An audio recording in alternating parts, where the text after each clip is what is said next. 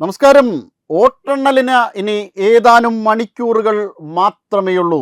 ഈ അവസാന നിമിഷത്തിൽ തീപാറും പോരാട്ടം നടക്കുന്ന 3 മണ്ഡലങ്ങളാണ് നമ്മൾ എടുത്തിട്ടുള്ളത്. അതിലൊന്ന് പാലയാണ്, മറ്റൊന്ന് വടക്കൻ കേരളത്തിൽ അങ്ങ് വടക്കേ അറ്റത്ത് നിന്ന് കാസർഗോഡും മഞ്ചേശ്വരവുമാണ്. അപ്പോൾ പാലയുടെ കാര്യമെടുത്താൽ പാല നമുക്കെല്ലാവർക്കും അറിയാം, ക്രിസ്ത്യൻ ഭൂരിപക്ഷ മണ്ഡലമാണ്. ഈ മണ്ഡലത്തിൽ ഇക്കുറി ഒരു വലിയ മാറ്റം നടക്കുവാൻ പോകുന്നു എന്നതാണ് ഗ്രൗണ്ടിൽ നിന്ന് ലഭിക്കുന്ന റിപ്പോർട്ട്.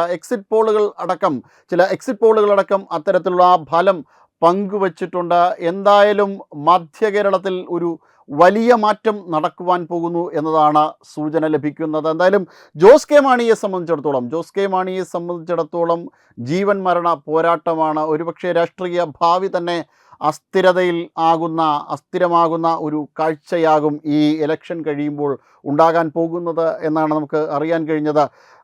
ഏകദേശം 50 വർഷത്തോളം കെ എം മാണി വിജയിച്ച മണ്ഡലമാണ്. 1967 മുതൽ 2016 വരെയുള്ള ഏകദേശം 50 വർഷത്തോളം, 49-50 വർഷത്തോളം കെ എം മാണി 5 പതിറ്റാണ്ട ഒരു മണ്ഡലം കൈയടക്കി വച്ചിരിക്കുകയായിരുന്നു. അതിനുശേഷം 2021 അദ്ദേഹത്തിൻ്റെ മകൻ ജോസ് കെ മാണിയെ മലർത്തിയടിച്ചുകൊണ്ട് മാണി സി കാപ്പൻ വിജയിക്കുന്നു.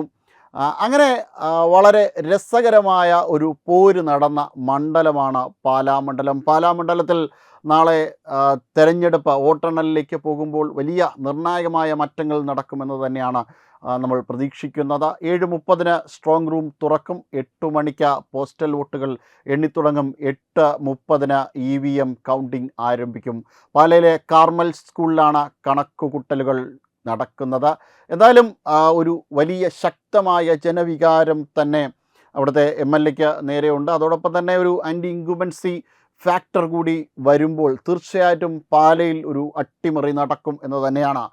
പാലയെ സംബന്ധിച്ചിടത്തോളം ഒരു മുനിസിപ്പാലിറ്റിയും 12 ഗ്രാമപഞ്ചായത്തുകൾ ആണ് ഉള്ളത്. പാലാ മുനിസിപ്പാലിറ്റിയും ഭരണങ്ങാനം കടനാടും കൊഴുവനാൽ പാലാ മുനിസിപ്പാലിറ്റി, ഭരണങ്ങാനം ഗ്രാമപഞ്ചായത്ത്, കടനാട് ഗ്രാമപഞ്ചായത്ത്, കരൂർ, കൊഴുവനാൽ, മീനച്ചിൽ, മൂണിലാവ്, മുത്തോളി, രാമപുരം, തലനാട്, തലപ്പാലം, എലിക്കുളം അടക്കം 12 ഗ്രാമപഞ്ചായത്തുകൾ, ഒരു മുനിസിപ്പാലിറ്റി, പാലാ മുനിസിപ്പാലിറ്റി. അതിൽ മൂണിലാവും കടനാടുമൊക്കെ ഷോൺ ജോർജിൻ്റെ ശക്തി കേന്ദ്രങ്ങളാണ്. ഷോൺ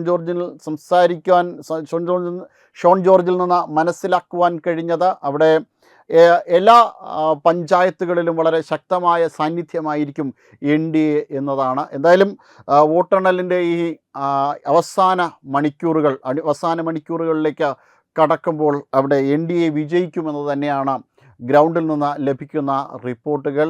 FCRA ഒക്കെ വന്ന സാഹചര്യത്തിൽ കുറച്ച് ഏറെക്കുറെ വലിയ ആശങ്കകളൊക്കെ പല ഇടങ്ങളിൽ നിന്നും നേരിട്ടിരുന്നുവെങ്കിലും ഒടുവിൽ അറിയാൻ കഴിയുന്നത് പാലയിൽ നിശബ്ദമായി തന്നെ ജനം ഷോണിന് വോട്ട് ചെയ്യുന്നു എന്നാണ്. ചില ആൾക്കാരൊന്നും പ്രതികരിക്കാൻ തയ്യാറാകാത്തതിൽ ബഹുഭൂരിപക്ഷം ആൾക്കാരും ഷോണിനാണ് വോട്ട് നൽകുന്നതെന്നാണ് അവിടെ നിന്ന് നമുക്ക് മനസ്സിലാക്കുവാൻ കഴിയുന്നത്. എന്തായാലും പാലയിൽ ഇക്കുറി BJP വിജയിക്കും, NDA വിജയിക്കും എന്നത് തന്നെയാണ് ഇപ്പോൾ നമുക്ക് മനസ്സിലാക്കുവാൻ കഴിയുന്നത്. എന്തായാലും പാലയിൽ നിന്ന് നേരെ നമുക്ക് അങ്ങ് വടക്ക് കാസർഗോട്ടേക്ക് പോയാൽ കാസർഗോഡും ഇക്കുറി തീപാറും, കാസർഗോഡും മഞ്ചേശ്വരം ഒക്കെ തീപാറും പോരാട്ടം തന്നെയാണ് എല്ലാ കാലത്തും നടക്കുന്നത്. അതിൽ മഞ്ചേശ്വരം എന്ന് പറയുമ്പോൾ 80കൾ മുതൽ BJPക്ക് വളരെ ശക്തമായ സാന്നിധ്യമുള്ള മേഖലയാണ്. 2016 100-ൽ താഴെ വോട്ടുകളുടെ ഭൂരിപക്ഷത്തിലാണ് അവിടെ BJPക്ക് നഷ്ടമായത്. അതിൽ തന്നെ വലിയ കേസുകളും മറ്റു കാര്യങ്ങളും ഒക്കെ തന്നെ ഉണ്ടായിരുന്നു. അവിടെ വലിയ അട്ടിമറികൾ നടന്നിരുന്നു, ക്രോസ് വോട്ടിംഗ് നടന്നിരുന്നു. അതിൻ്റെയൊക്കെ വെളിച്ചത്തിലാണ് അവിടെ മുസ്ലിം ലീഗ് വീണ്ടും വിജയക്കൊടി പാറിച്ചത് എന്നുള്ളതാണ്. എന്തായാലും കഴിഞ്ഞ തവണ 2021 1000-ൽ താഴെ വോട്ടുകൾക്ക് അങ്ങനെ വളരെ വളരെ ശക്തമായ മത്സരം നടക്കുന്ന മണ്ഡലമാണ് മഞ്ചേശ്വരം മണ്ഡലത്തിൽ ഇക്കുറി BJP വെന്നിക്കൊടി പാറിക്കുമെന്നതാണ്. കാരണം ഒട്ടനവധി വോട്ടുകൾ ഇപ്പോൾ ഗൾഫ് യുദ്ധമൊക്കെ നടന്ന സാഹചര്യത്തിൽ നിരവധി പേർക്കാണ് ഗൾഫിൽ നിന്ന് തിരിച്ചെത്തുവാൻ കഴിയാത്തത്. അത്തരമൊരു സാഹചര്യം വിലയിരുത്തുമ്പോൾ അവിടെ BJPക്ക് അവിടെ വിജയിക്കുവാൻ കഴിയുമെന്ന് തന്നെയാണ് നമുക്ക് മനസ്സിലാക്കുവാൻ കഴിയുന്നത്. SIRൻ്റെയൊക്കെ ബലത്തിൽ ചില നഷ്ടങ്ങൾ BJPക്ക് സംഭവിച്ചു എന്ന് അറിയാൻ കഴിയുന്നു. എന്നാലും അതിനെയൊക്കെ കവറപ്പ് ചെയ്യുവാനുള്ള അവിടെ ഒരു ശ്രമം, കാടിളക്കിയുള്ള ഒരു വോട്ടുപിടുത്തമോ പ്രചാരണമോ ഒന്നും അല്ല അവിടെ നടത്തിയത്. വളരെ സൈലൻ്റായിട്ട് അടിത്തട്ടിലെ പ്രവർത്തനങ്ങൾ ശക്തമാക്കുകയായിരുന്നു. ആ ശക്തമായ അടിയൊഴുക്കിൽ BJPക്ക് വിജയക്കൊടി പാറിക്കുവാൻ കഴിയുമെന്നതാണ് നമുക്ക് മനസ്സിലാക്കുവാൻ കഴിയുന്നത്. മഞ്ചേശ്വരത്ത്, ഇനി മഞ്ചേശ്വരം നമ്മൾ കാസർഗോഡാണ് തുടങ്ങി വെച്ചത്. അപ്പോൾ കാസർഗോഡിലേക്ക് തിരിച്ചു വന്നാൽ, കാസർഗോഡിൻ്റെ ഒരു കാര്യമെടുത്താൽ അവിടെ അശ്വിനിക്ക് വലിയ സാധ്യതയാണ് കൽപ്പിക്കുന്നത്. കാരണം അശ്വിനിയെ സംബന്ധിച്ചിടത്തോളം അവിടെ വളരെ ആക്റ്റീവായിട്ട് മത്സര രംഗത്തുള്ള ആളാണ്. തദ്ദേശ സ്വയംഭരണ സ്ഥാപനങ്ങളിലേക്കുള്ള തെരഞ്ഞെടുപ്പിൽ, ആദ്യ തെരഞ്ഞെടുപ്പിൽ തന്നെ വിജയക്കൊടി പാറിച്ച ആളാണ് അശ്വിനി എന്ന് പറയുന്നു. ML അശ്വിനി എന്ന് പറയുന്ന BJPയുടെ സ്ഥാനാർത്ഥിയായ ML അശ്വിനി. അതോടൊപ്പം തന്നെ മൊത്തത്തിൽ ഒരു സമഗ്രമായ ചിത്രം വിലയിരുത്തുമ്പോൾ അവിടെ IUMLന് വളരെ ശക്തമായ സ്വാധീനമുള്ള മണ്ഡലമാണ്. IUML വിജയിച്ചുകൊണ്ടിരിക്കുന്ന മണ്ഡലമാണ്. ഇക്കുറി മാഹിൻ ഖാജിയാണ് UDF കളത്തിലിറക്കിയപ്പോൾ LDF ഇക്കുറി കളത്തിലിറക്കിയിരിക്കുന്നത് ഷാനവാസ് പാദൂറിനെയാണ്. ജില്ലാ പഞ്ചായത്തിൻ്റെ മുൻ വൈസ് പ്രസിഡൻ്റായ ഷാനവാസ് പാദൂറിന് കുറച്ചധികം വോട്ട് കഴിഞ്ഞ വർഷത്തെ അപേക്ഷിച്ച് നേടുവാൻ സാധിക്കുമെന്നതാണ് നമുക്ക് മനസ്സിലാക്കുവാൻ കഴിയുന്നത്. അങ്ങനെ ഷാനവാസ് പാദൂർ കുറച്ചധികം വോട്ട് നേടിയെടുക്കുമ്പോൾ തീർച്ചയായിട്ടും അശ്വിനിക്ക് വിജയിക്കുവാൻ കഴിയുമെന്നത് തന്നെയാണ് നമുക്ക് മനസ്സിലാക്കുവാൻ കഴിയുന്നത്. എന്തായാലും ഇനി ഏതാനും മണിക്കൂറുകൾ കൂടി കാത്തിരുന്നാൽ മതി നമുക്ക് തെരഞ്ഞെടുപ്പിൽ വോട്ടെണ്ണൽ എത്തുവാൻ വേണ്ടിയിട്ട്, വോട്ടെണ്ണലിന് വേണ്ടിയിട്ട് ഏതാനും മണിക്കൂറുകൾ. നാളെ എല്ലാവരും വിജയപ്രതീക്ഷ വച്ചു പുലർത്തുമ്പോൾ ഇക്കുറി എന്തായാലും മഞ്ചേശ്വരത്തും കാസർഗോഡും BJP വിജയിക്കുമെന്ന് തന്നെയാണ്.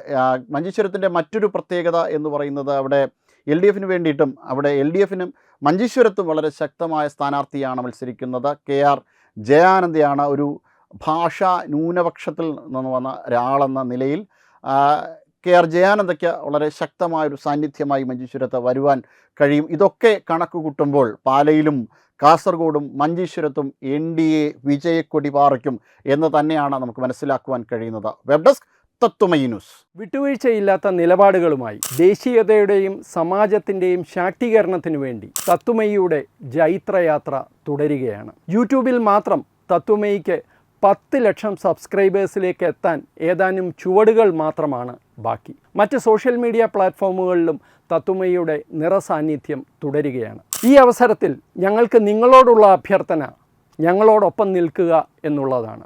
നിങ്ങൾ ഉപയോഗിക്കുന്ന ഏത് സോഷ്യൽ മീഡിയ പ്ലാറ്റ്ഫോം ആണെങ്കിലും ഞങ്ങളുടെ വരിക്കാരാകുക, ഞങ്ങളെ സബ്സ്ക്രൈബ് ചെയ്യുക.